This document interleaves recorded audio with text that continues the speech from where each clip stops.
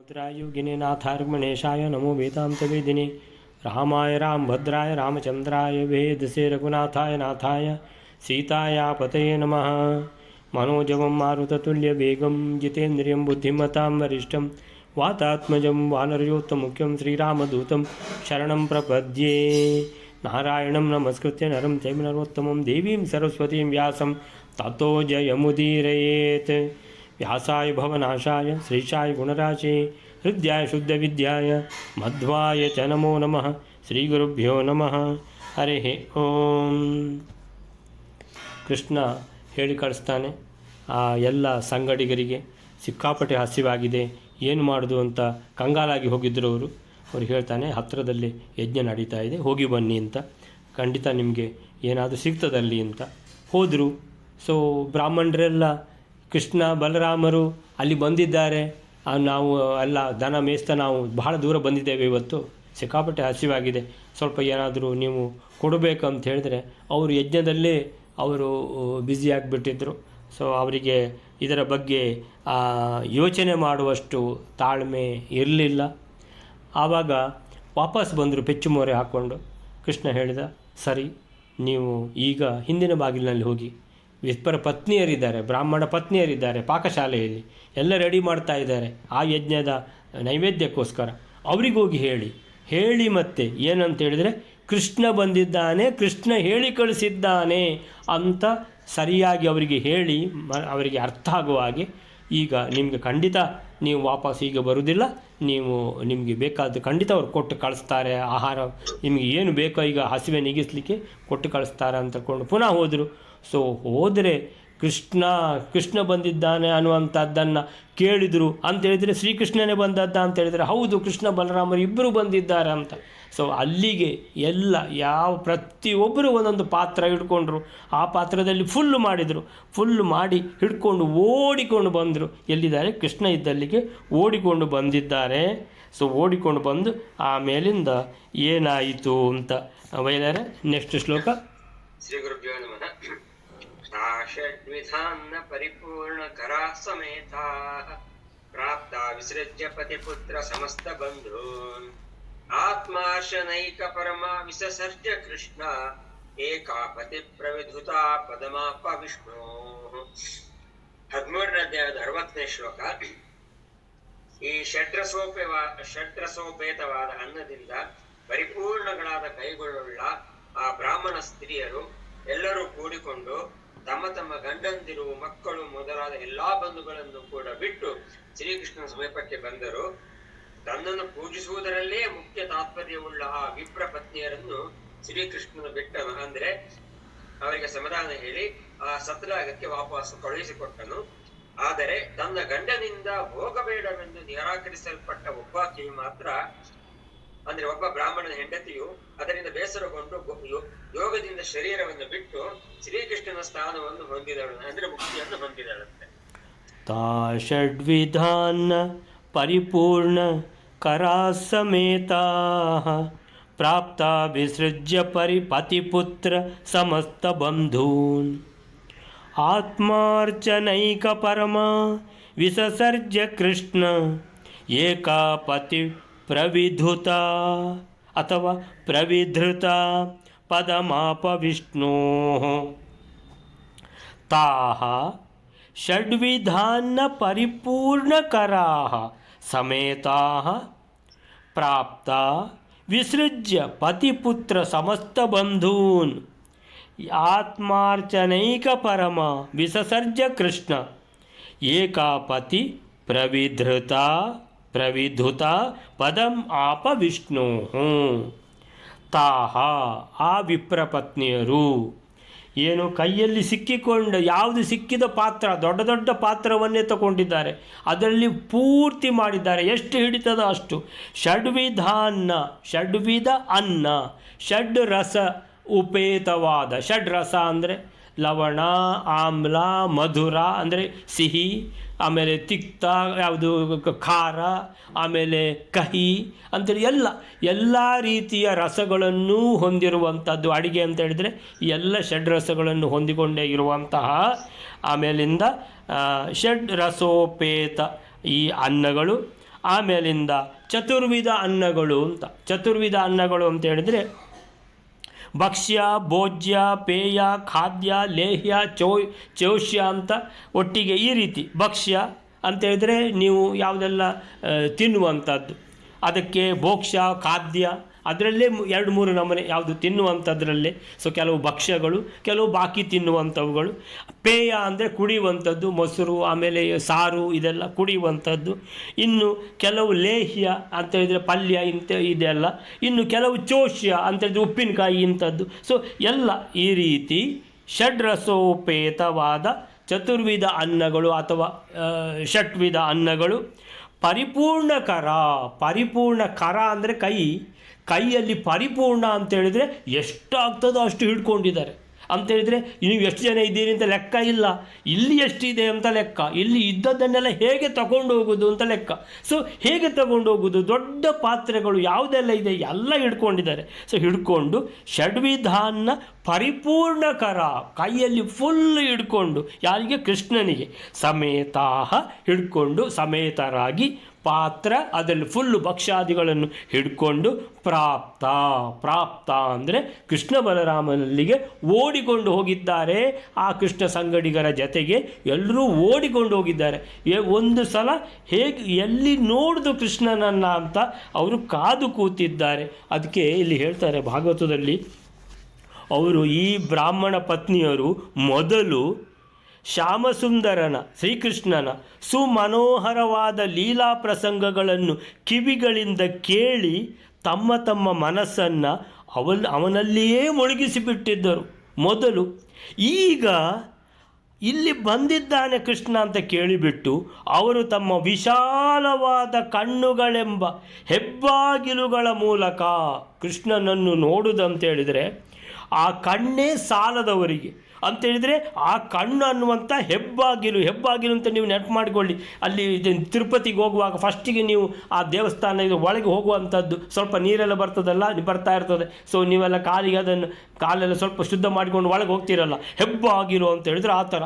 ಅಂಥ ಹೆಬ್ಬಾಗಿಲು ಕಣ್ಣುಗಳನ್ನೇ ಅಂಥ ಹೆಬ್ಬಾಗಿಲುಗಳನ್ನಾಗಿ ಮಾಡಿ ಆ ಪ್ರೇಮ ಮೂರ್ತಿಯನ್ನು ಹೃತ್ಕಮಲದಲ್ಲಿ ನೆಲೆಸಿಕೊಂಡು, ಕೃಷ್ಣನ ಆ ಪ್ರೇಮ ಮೂರ್ತಿಯನ್ನು ಹೃತ್ಕಮಲದಲ್ಲಿ ನೆಲೆಸಿಕೊಂಡು ಮನಸ್ಸು ತಣಿಯುವವರೆಗೂ ಅವನನ್ನು ಗಾಢವಾಗಿ ಆಲಂಗಿಸಿಕೊಂಡು ತಮ್ಮ ಹೃದಯದ ವಿರಹ ತಾಪವನ್ನು ನೀಗಿಕೊಂಡರು ಅಂತ. ಸೊ ಆಗ ಆ ಒಂದು ಪರಿಸ್ಥಿತಿಯಲ್ಲಿ ಅಂತ ಹೇಳಿದರೆ ಭಗವಂತನೇ ಸಿಕ್ಕಿದ್ದಾನೆ, ಭಗವಂತನೇ ಗಾಢವಾಗಿ ಆಲಂಗಿಸಿಕೊಂಡು ತಮ್ಮ ಹೃದಯದ ವಿರಹ ತಾಪವನ್ನು ನೀಗಿಕೊಂಡರು ಅಂತೇಳಿದರೆ, ನಾವು ಜಾಗೃತ ಸ್ವಪ್ನಾವಸ್ಥೆಯಲ್ಲಿ ಒಟ್ಟು ಅವಸ್ಥೆಗಳು ಅಂತೇಳಿದರೆ ಜಾಗೃತ ಅವಸ್ಥೆ, ಸ್ವಪ್ನಾವಸ್ಥೆ, ಸುಪ್ತಿ ಅವಸ್ಥೆ, ಈ ರೀತಿ, ಆಮೇಲೆ ಮೋಕ್ಷಾವಸ್ಥೆ. ಸೊ ಈ ಜಾಗೃತ ಮತ್ತು ಸ್ವಪ್ನಾವಸ್ಥೆಗಳಲ್ಲಿ ನಾವು ಏನಂತೇಳಿದರೆ ನಮಗೆ ನಾನು, ನನ್ನದು ಅಂತೇಳಿದರೆ, ನಾನು ಅಂದರೆ ಅಹಂಕಾರ, ನಂದು ನಾನು ಮಾಡಿದ್ದು ಅಂತ. ನನ್ನದು ಅಂತೇಳಿದರೆ ಏನು? ಇದು ನನ್ನ ಮಕ್ಕಳು, ನನ್ನ ಹೆಂಡತಿ, ನನ್ನ ಬಂಧುಗಳು, ಇದು ನನ್ನದು ಅಂತ ಹೇಳುವಂಥದ್ದು. ಇದು ಎರಡು ನಮ್ಮನ್ನು ಏನು ಮಾಡ್ತದೆ ಅಂತೇಳಿದರೆ ಯಾವಾಗಲೂ ಪೀಡಿಸ್ತಾ ಇರ್ತದೆ. ಪ್ರತಿಯೊಂದು ನಾನು ಮತ್ತು ನನ್ನದು, ಇದು ಎರಡು ಬಿಟ್ಟರೆ ನಮಗೆ ಮೋಕ್ಷವೇ, ಇದು ಬಿಡಲಿಕ್ಕೆ ಆಗೋದಿಲ್ಲ ಮಾತ್ರ. ಸೊ ಹಾಗೆ ಈ ಜಾಗೃತ ಮತ್ತು ಸ್ವಪ್ನಾವಸ್ಥೆಯಲ್ಲಿ ನಾನು ಮತ್ತು ನನ್ನದು ಅನ್ನುವಂಥ ಈ ಎರಡು ಮನೋವೃತ್ತಿಗಳನ್ನು ನಾವು ಅಂಟಿಕೊಂಡಿರ್ತೇವೆ. ಅದೇ ನಿದ್ದೆ ಮಾಡಿದಾಗ ನಾವು ಪರಮಾತ್ಮನನ್ನು ಆಲಂಗಿಸಿಬಿಡ್ತೇವೆ. ನಿದ್ದೆಯಲ್ಲಿ ಯಾವುದೂ ಗೊತ್ತಿರೋದಿಲ್ಲ, ನಾನು ಇಲ್ಲ, ನನ್ನದು ಇಲ್ಲ, ಯಾರಾದರೂ ಮುಟ್ಟಿದ್ರೂ ಗೊತ್ತಾಗೋದಿಲ್ಲ. ಅಂಥ ನಿದ್ದೆ ಅಂತ ಹೇಳಿದರೆ ಪೂರ್ತಿ ನಿದ್ದೆ ಅದು. ಆ ನಿದ್ದೆಯಲ್ಲಿ ನಾವು ಯಾರೊಟ್ಟಿಗೆ ಇರ್ತೇವೆ? ಭಗವಂತನೊಟ್ಟಿಗೆ ಇರ್ತೇವೆ. ಹಾಗೆ ಈ ಎಲ್ಲ ಬ್ರಾಹ್ಮಣ ಪತ್ನಿಯರು ಹೇಗೆ ನಾವು ನಿದ್ದೆಯಲ್ಲಿ ಭಗವಂತನೊಟ್ಟಿಗೆ ಇರ್ತೀವೋ ಹಾಗೆ ಭಗವಂತನನ್ನು ಆಲಂಗಿಸಿಕೊಂಡು, ಅಂದರೆ ಕಣ್ಣಾರೆ ಭಗವಂತನನ್ನು ನೋಡಿ ಭಗವಂತನನ್ನು ಆಲಂಗಿಸಿಕೊಂಡಿದ್ದಾರೆ. ಇದಕ್ಕಿಂತ ಉತ್ತಮವಾದ ಒಂದು ಪರಿಸ್ಥಿತಿಯೇ ಇಲ್ಲ. ಅಂತಹ ತಮ್ಮ ಕೃಷ್ಣನಲ್ಲಿಯೇ ಲೀನರಾಗಿ ಸಂಸಾರ ತಾಪವನ್ನು ಕಳೆದುಕೊಂಡರು ಅಂತ ಹೇಳ್ತಾರೆ. ಸೊ ಸಂಸಾರ ತಾಪವನ್ನು ಕಳೆದುಕೊಂಡರು. ತಾಹ ಷಡ್ವಿಧಾನ ಪರಿಪೂರ್ಣಕರ ಸಮೇತ ಪ್ರಾಪ್ತ ಅಂತ ಹೇಳಿದ್ರೆ ಕೃಷ್ಣ ಬಲರಾಮನಲ್ಲಿಗೆ ಹೋಗಿ ಕೃಷ್ಣನನ್ನು ಈಗ ಹೇಳಿದಾಗೆ ಭಾಗವತದಲ್ಲಿ ಹೇಳಿದಾಗೆ ಕೃಷ್ಣನನ್ನು ಅಪ್ಪಿಕೊಂಡಿದ್ದಾರೆ. ಇಡೀ ಸಂಸಾರದ ನಾನು, ನನ್ನದು, ಆ ಎಂಥದ್ದು ಚಿಂತೆಗಳು, ಆ ಮಾತ್ಸರ್ಯ, ಆ ಲೋಭ, ಆಮೇಲೆ ಆ ಪರಿಗ್ರಹ ಎಲ್ಲ ಕೂಡಿ ಇಡುವಂಥದ್ದು ಎಲ್ಲ ಮರೆತು ಬಿಟ್ಟಿದ್ದಾರೆ. ಯಾವುದೂ ನೆನಪಿಲ್ಲ. ನಿದ್ದೆಯಲ್ಲಿ ನಾವು ಭಗವಂತನೊಟ್ಟಿಗೆ ಹೇಗೆ ನಾವು ಮತ್ತು ಭಗವಂತ ಇಬ್ಬರೇ, ಯಾವುದೇ ಯೋಚನೆ ಇರುವುದಿಲ್ಲ, ಯಾವ ದುಃಖಗಳೂ ಇರುವುದಿಲ್ಲ ನಿದ್ದೆಯಲ್ಲಿ. ಸೊ ಆ ರೀತಿಯಲ್ಲಿ ಇಲ್ಲಿ ಕೃಷ್ಣನಲ್ಲಿ ಲೀನರಾಗಿ ಬಿಟ್ಟಿದ್ದಾರೆ. ಸಂಸಾರದ ಎಲ್ಲ ತಾಪತ್ರಯವನ್ನು ಏನು ಮಾಡಿದ್ದಾರೆ, ಪೂರ್ತಿ ಮರೆತು ಬಿಟ್ಟಿದ್ದಾರೆ. ಅವರು ಹೋದದ್ದು ಹೇಗೆ ಅದನ್ನು ಹೇಳ್ತಾರೆ ಮಧ್ವಾಚಾರ್ಯರು. ವಿಸೃಜ್ಯ ಪತಿಪುತ್ರ ಸಮಸ್ತ ಬಂಧು ಅಂತೇಳಿದರೆ, ಹೋಗುವಾಗ ಕೇಳಿ ಹೋಗಿದ್ದಾರೆ. ಯಾರ ಹತ್ರ? ತಮ್ಮ ಪತಿಯರ ಹತ್ರ. ನಾವು ಅಲ್ಲಿ ಕೃಷ್ಣ ಬಂದಿದ್ದಾನೆ ಹೋಗ್ತೇವೆ ಅಂತ. ಅವರು ಏನು ಹ್ಞೂ ಅಂತ ಹೇಳಿದಾರಾ? ಇಲ್ಲ. ಅವ್ರು ಹೇಳಿದ್ದಾರೆ, ಇಲ್ಲಿ ಯಜ್ಞ ನಡೀತಾ ಇದೆ, ಯಜ್ಞಪುರುಷ ಇಲ್ಲಿ ಬಂದಿದ್ದಾನೆ, ಆಹ್ವಾನ ಮಾಡಿದ್ದೇವೆ, ನಾವು ಹವಿಸ್ಸನ್ನು ಅರ್ಪಿಸ್ತಾ ಇದ್ದೇವೆ. ಸೊ ಇನ್ನು ಮಂಗಳಾರತಿ ಆಗಲಿಕ್ಕೆ ನೈವೇದ್ಯ ತಂದಿಡಬೇಕು ನೀವು. ಈಗ ನೀವು ಅಲ್ಲಿಗೆ ಹೋಗ್ತೀರಿ ಅಂತ ಹೇಳಿದರೆ ಅದು ಎಲ್ಲ ಹಿಡ್ಕೊಂಡು ರೆಡಿಯಾಗಿದ್ದೀರಿ, ಹೋಗಬೇಡಿ ಅಂತ ಹೇಳಿದ್ದಾರೆ. ಅಂತೇಳಿದರೆ ಹೋಗಬೇಡಿ ಅಂತ ಹೇಳಿದರು. ಏನು ಹೇಳಿದ್ದಾರೆ ಇವರು? ನಮಗೆ ನಮ್ಮ ಭಗವಂತನನ್ನು ನೋಡಬೇಕು, ನಿಜವಾದ ಭಗವಂತ ಬಂದಿದ್ದಾನೆ, ಆ ಭಗವಂತನನ್ನು ನಾವು ನೋಡಲೇಬೇಕು ಅಂತ ತಿಳ್ಕೊಂಡು ಏನು ಮಾಡಿದ್ದಾರೆ ಅವರು? ವಿಸೃಜ್ಯ ಪತಿ ಪುತ್ರ ಸಮಸ್ತ ಬಂಧು. ಪತಿ ಪುತ್ರ ಎಲ್ಲರನ್ನು ಮರೆತು ಸಮಸ್ತ ಬಂಧೂನ್ ಅಂತೇಳಿದರೆ ಭಗವಂತನಿಗಿಂತ ಮೇಲೆ ಯಾವ ಬಂಧು ಇಲ್ಲ. ಹಾಗೆ ಪತಿ ಪುತ್ರ ಸಮಸ್ತ ಬಂಧೂನ್ ವಿಸೃಜ್ಯ ಎಲ್ಲರನ್ನು ಮರೆತು ಅಂತೇಳಿದರೆ ಅವರು ಹೋಗಬೇಡಿ ಅಂತೇಳಿದ್ರು ಸೀದಾ ಹೋಗಿದ್ದಾರೆ. ಅದನ್ನಿಲ್ಲಿ ಹೇಳ್ತಾರೆ ಇವರು ಭಾಗವತದಲ್ಲಿ. ಪ್ರಿಯ ಪರೀಕ್ಷಿತನೇ, ಭಗವಂತನು ಏನು ಮಾಡಿದ್ದಾನೆ? ಸಮಸ್ತರ ಮನಸ್ಸಿನಲ್ಲಿಯೂ ಸಹ ಇರುವುದನ್ನು ತಿಳಿತಾನೆ, ಎಲ್ಲರ ಬುದ್ಧಿಗೂ ಸಾಕ್ಷಿಯಾಗಿರ್ತಾನೆ. ಈ ಬ್ರಾಹ್ಮಣ ಪತ್ನಿಯರು ತಮ್ಮ ಪತಿ ಪುತ್ರರನ್ನು, ಸಹೋದರರನ್ನು, ಬಂಧುಗಳನ್ನು ತೊರೆದು ವಿಷಯ ಸುಖಗಳನ್ನು ಪರಿತ್ಯಜಿಸಿ ಎಲ್ಲ ಸಂಸಾರ ಮರೆತು ಬಿಟ್ಟಿದ್ದಾರೆ, ಸೀದಾ ಹೋಗಿದ್ದಾರೆ, ಕೇವಲ ನನ್ನ ದರ್ಶನಕ್ಕಾಗಿ ಬಂದಿದ್ದಾರೆ ಎಂಬುದನ್ನು ತಿಳಿದು ಶ್ರೀಕೃಷ್ಣ ಪರಮಾತ್ಮನು ನಗೆ ಮುಖದಿಂದ ಬ್ರಾಹ್ಮಣ ಪತ್ನಿಯರಿಗೆ ಹೇಳಿದ, ಮಹಾಭಾಗ್ಯವತಿಯರೇ, ನಿಮಗೆ ಸ್ವಾಗತ ಬಯಸುತ್ತೇನೆ, ಇತ್ತ ಬನ್ನಿ, ದಯಮಾಡಿ ಎಲ್ಲರೂ ಕುಳಿತುಕೊಳ್ಳಿ ಅಂತ ಭಗವಂತ ಹೇಳ್ತಾನೆ ಅವರಿಗೆ. ನಾನು ನಿಮಗೆ ಯಾವ ಕಾರ್ಯವನ್ನು ಮಾಡಲಿ? ನೀವೆಲ್ಲರೂ ನನ್ನ ದರ್ಶನದ ಇಚ್ಛೆಯಿಂದ, ಆ ಉತ್ಕಟ ಇಚ್ಛೆಯಿಂದ ಇಲ್ಲಿಗೆ ಬಂದಿದ್ದೀರಿ. ಪ್ರೇಮಪೂರ್ಣವಾದ ಹೃದಯಗಳಾಗಿರುವ ನಿಮಗೆ ಇದು ಅನುರೂಪವೇ ಆಗಿದೆ. ಜಗತ್ತಿನಲ್ಲಿ ತಮ್ಮ ಆತ್ಮೋನ್ನತಿಯನ್ನು ತಿಳಿದಿರುವ ಬುದ್ಧಿವಂತರಾದವರು ತಮ್ಮ ಪ್ರಿಯತಮನಂತೆ ನನ್ನಲ್ಲಿ ಪ್ರೇಮವನ್ನು ಇರಿಸುತ್ತಾರೆ ಅಂತೇಳಿದರೆ, ನಾವು ಈಗ ಪ್ರಿಯತಮ ಅಂತೇಳಿದರೆ ಮದುವೆ ಆದಮೇಲೆ ಎಲ್ಲ ಗಂಡ ಪ್ರಿಯತಮ ಅಂತ ಮರೆತು ಹೋಗ್ತದೆ. ಮದುವೆ ಆಗುವ ಮೊದಲು ಅಂತೇಳಿದರೆ, ನಿಶ್ಚಯ ಆದಮೇಲೆ ಮದುವೆ ತನಕ ಆ ಗಂಡ ಅಂತೇಳಿದರೆ ಏನು ಅದು ಸೆಳೆತಾ ಇರ್ತದೆ ಅಂತೇಳಿದರೆ, ಆವಾಗ ನಿಮಗೆ ಏನು ಸೆಳೆತ, ಇದು ಯಾಕೆ ಈ ಥರ ಎಳೀತದೆ, ಯಾವಾಗ ಮದುವೆ ಆಗೋದು, ಯಾವಾಗ ಆ ಮದುವೆ ಚಪ್ಪರದಲ್ಲಿ ಅವನನ್ನು ನೋಡೋದು ಅಂತ ಹೇಳ್ಕೊಂಡು ಹುಡುಗನಿಗೆ ಯಾವಾಗ ಅವಳನ್ನು ನೋಡೋದು ಅಂತ. ಇದಕ್ಕೆ ಏನಂತೇಳಿದರೆ, ಈ ಪ್ರಿಯತಮ ಪ್ರಿಯಕರ ಈ ಒಂದು ಪ್ರೇಮ ಅನ್ನುವಂಥದ್ದು ಉತ್ಕಟವಾಗಿರುವಂಥ ಸಮಯ ಅದು. ಅಂಥ ಸಮಯದಲ್ಲಿ ಆ ಪ್ರಿಯತಮನಲ್ಲಿ ಅಥವಾ ಪ್ರಿಯಕರನಲ್ಲಿ ಪ್ರಿಯತಮೆ ಅಂತೇಳಿದರೆ ಹುಡುಗನ ಮೇಲೆ ಎಂಥ ಪ್ರೇಮವನ್ನು ಇರಿಸ್ತಾಳೋ ಅದೇ ಪ್ರೇಮ ಯಾವುದು? ಭಗವಂತನಲ್ಲಿ ನಾವು ಇರಿಸುವಂಥದ್ದು. ಸೊ ಆ ಪ್ರೇಮವು ಈ ಭಕ್ತಿಯು ಏನು ಬೇರೆ ಅಲ್ಲ, ಒಂದೇ ಅಂತ ಹೇಳ್ತಾರೆ. ಜಗತ್ತಿನಲ್ಲಿ ತಮ್ಮ ಆತ್ಮೋನ್ನತಿಯನ್ನು ತಿಳಿದಿರುವ ಬುದ್ಧಿವಂತರಿಗೆ ಮಾತ್ರ ಇದು ಅರ್ಥ ಆಗ್ತದೆ. ಅವರು ಮಾತ್ರ ತಮ್ಮ ಪ್ರಿಯತಮನಂತೆ ನನ್ನಲ್ಲಿ ಪ್ರೇಮವನ್ನು ಇರಿಸುತ್ತಾರೆ. ಆ ಪ್ರೇಮ ಅದು ನಿಷ್ಕಾಮ ಪ್ರೇಮ, ಏನು ಕೇಳಲಿಕ್ಕಿಲ್ಲ ಅದರಲ್ಲಿ. ಆ ಪ್ರೇಮದಲ್ಲಿ ಯಾವ ವಿಧವಾದ ವ್ಯವಧಾನ, ಸಂಕೋಚ, ಮರೆ ಯಾವುದೂ ಇರುವುದಿಲ್ಲ. ಸೊ ಪ್ರಾಣ, ಬುದ್ಧಿ, ಮನಸ್ಸು, ಶರೀರ, ಸ್ವಜನ, ಸ್ತ್ರೀ, ಪುತ್ರ, ಧನ, ಸಂಪತ್ತು ಎಲ್ಲ ಮರೆತು ಓಡಿ ಹೋಗಿದ್ದಾರೆ ಆತ್ಮ ಪರಮಾತ್ಮ ಸ್ವರೂಪ ಕೃಷ್ಣನಿಗಿಂತ. ಅದಕ್ಕಿಂತ ಇನ್ನು ಪ್ರಿಯತಮರು ಇನ್ನು ಯಾರಿದ್ದಾರೆ ಅಂತ ಹೇಳ್ಕೊಂಡು ನಿಜವಾಗಿ ತಿಳಿದವರು ಆ ಬ್ರಾಹ್ಮಣ ಪತ್ನಿಯರು. ಹೇಳ್ತಾರೆ, ಕೃಷ್ಣ ಎಲ್ಲ ಗೊತ್ತಿದೆ ಕೃಷ್ಣನಿಗೆ. ಹೇಳ್ತಾನೆ, ನೀವು ಬಂದಿರುವುದು ಉಚಿತವೇ ಆಗಿದೆ. ನಾನು ನಿಮ್ಮ ಪ್ರೇಮ, ನೀವು ಯಾವ ಪ್ರೇಮವನ್ನು ಇಟ್ಟು ಆ ಉತ್ಕಟ ಇಚ್ಛೆಯಿಂದ ನನ್ನನ್ನು ನೋಡಬೇಕು ಅಂತ ನಿಮ್ಮ ಕಣ್ಣನ್ನೇ ಹೆಬ್ಬಾಗಿಲಾಗಿ ಮಾಡಿಕೊಂಡು ನನ್ನನ್ನು ನೋಡ್ತಾ ಇದ್ದೀರಲ್ಲ, ಸೊ ನಿಮ್ಮ ಪ್ರೇಮವನ್ನು ಅಭಿನಂದಿಸ್ತೇನೆ ಅಂತ ಹೇಳ್ತಾನೆ ಕೃಷ್ಣ. ನೀವು ನನ್ನನ್ನು ಮನಪೂರ್ವಕವಾಗಿ ಸಂದರ್ಶಿಸಿದ್ದೀರಿ ಅಂತ ಹೇಳ್ತಾನೆ ಕೃಷ್ಣ. ಆಮೇಲಿಂದ ಕೃಷ್ಣ ಅವರಿಗೆ ಹೇಗೆ ಕಂಡ ಅಂತ ಅದು ಸಹ ಇದೆ ಅಂತೇಳಿದರೆ, ಹೇಗೆ ಕೃಷ್ಣನನ್ನು ದ್ವಿಜಪತ್ನಿಯರು ನೋಡಿದರು, ಹೇಗೆ ಕಂಡರು ಕೃಷ್ಣ ಅವನಿಗೆ ಕಾಣಿಸಿಕೊಂಡ ಅಂತ ಹೇಳಿದರೆ, ಅವನ ಶ್ಯಾಮಲ ಶರೀರದ ಮೇಲೆ ಬಂಗಾರದಂತಹ ಪೀತಾಂಬರವನ್ನು ಧರಿಸಿದ್ದ. ಕೊರಳಲ್ಲಿ ವನಮಾಲೆ ವಿರಾಜಿಸುತ್ತಿತ್ತು. ತಲೆಯ ಮೇಲೆ ನವಿಲುಗರಿಯ ಕಿರೀಟವಿತ್ತು. ಮಣಿಶಿಲೆಯೇ ಮೊದಲಾದ ಧಾತುಗಳಿಂದ ಶರೀರವನ್ನು ಚಿತ್ರಿಸಿಕೊಂಡು, ಚಿಗುರೆಲೆಯ ಗುಚ್ಛಗಳಿಂದ ಶರೀರವನ್ನು ಸಿಂಗರಿಸಿಕೊಂಡು ನಾಟಕದ ನಟನಂತೆ ಕಾಣುತ್ತಿದ್ದ. ಒಂದು ಕೈಯನ್ನು ಗೋಪಬಾಲಕನ ಹೆಗಲ ಮೇಲೆ ಇಟ್ಟುಕೊಂಡು ಇನ್ನೊಂದು ಕೈಯಲ್ಲಿ ಕಮಲದ ಪುಷ್ಪವನ್ನು ಹಿಡಿದುಕೊಂಡು ಕುಣಿಸ್ತಾ ಇದ್ದ. ಕಿವಿಗಳಲ್ಲಿ ಕಮಲದ ಕುಂಡಲಗಳಿದ್ದು ಕೆನ್ನೆಗಳ ಮೇಲೆ ಮುಂಗುರುಗಳು ನಲಿದಾಡುತ್ತಿದ್ದವು.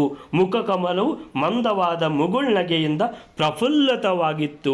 ಅಂತ ಕೃಷ್ಣನನ್ನು ನೋಡಿದರು ಅಂತೇಳಿದ್ರೆ ಎಷ್ಟು ಬುದ್ಧಿವಂತರು ಕೃಷ್ಣನಿಗೆ ಮಾತ್ರ ಗೊತ್ತು. ನಿಜವಾಗಿ ಬುದ್ಧಿವಂತರು ಇವರೇ ಅಂತ. ಸೊ ವಿಸೃಜ್ಯ ಪತಿಪುತ್ರ ಸಮಸ್ತ ಬಂಧೂನ್, ಎಲ್ಲರನ್ನು ಮರೆತು ಹೋಗಿದ್ದಾರೆ.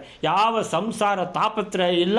ಹೋಗಿ ನಾವು ನಿದ್ದೆಯಲ್ಲಿ ಹೇಗೆ ಪರಮಾತ್ಮನನ್ನು ಆಲಂಗಿಸಿಕೊಂಡಿರ್ತೇವೋ ಗಾಢ ನಿದ್ರೆಯಲ್ಲಿ ಆ ಥರ ಆ ಭಗವಂತನನ್ನು ಆಲಂಗಿಸಿಕೊಂಡು ಅಲ್ಲಿ ಎಲ್ಲ ಮರೆತು ಬಿಟ್ಟಿದ್ದಾರೆ ಅಂತೇಳಿದರೆ ಅವರ ಸ್ಥಿತಿ ಏನಂತ ಹೇಳಿದರೆ ಅವರಿನ್ನು ವಾಪಸ್ಸು ಬರುವವರಲ್ಲ. ಹಾಗಂದರೆ ಭಗವಂತನೇ ಸಿಕ್ಕಿದ್ದಾನೆ, ಭಗವಂತನನ್ನು ಆಲಂಗಿಸಿಕೊಂಡಿದ್ದಾರೆ, ಇನ್ನು ನಾವು ವಾಪಸ್ ಹೋಗುವುದಿಲ್ಲ ಅಂತ ಆ ಸ್ಥಿತಿಯಲ್ಲಿದ್ದಾರೆ ಅವರು. ಭಗವಂತ ಸಿಕ್ಕಿದ ಮೇಲೆ ಇನ್ನು ಯಾರು ಬೇಕು ಅನ್ನುವಂಥ ಅಂದರೆ ನಿಜವಾದ ಒಂದು ಆ ಪ್ರೇಮದ ಸ್ಥಿತಿಗೆ ತಲುಪಿದ್ದಾರೆ. ಆಗ ಏನಾಯಿತು? ಆತ್ಮಾರ್ಚನೈಕ ಪರಮ, ಆತ್ಮ ಅರ್ಚನ, ತಮ್ಮ ಆತ್ಮದಿಂದಲೇ ಕೃಷ್ಣನನ್ನು ಅರ್ಚಿಸ್ತಾ ಇದ್ದಾರೆ.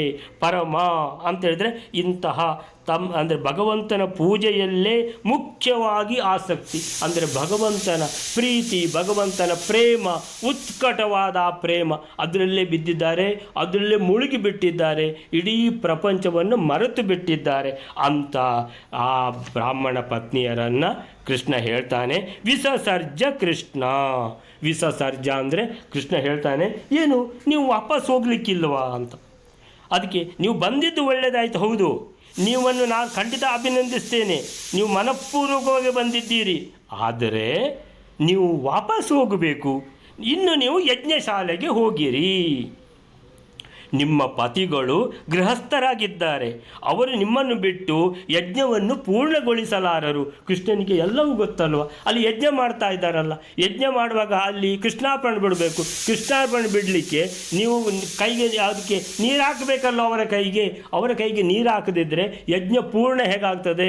ನೀವು ವಾಪಸ್ ಹೋಗಬೇಕು ಅಲ್ಲಿಗೆ ಅಂತ ತಿಳ್ಕೊಂಡು ಕೃಷ್ಣ ಎಚ್ಚರಿಸಿದ್ದಾನೆ ಅವರಿಗೆ. ವಿಸಸರ್ಜ ಕೃಷ್ಣ ಅವರನ್ನು ವಾಪಸ್ಸು ಕಳಿಸಿದ್ದಾನೆ.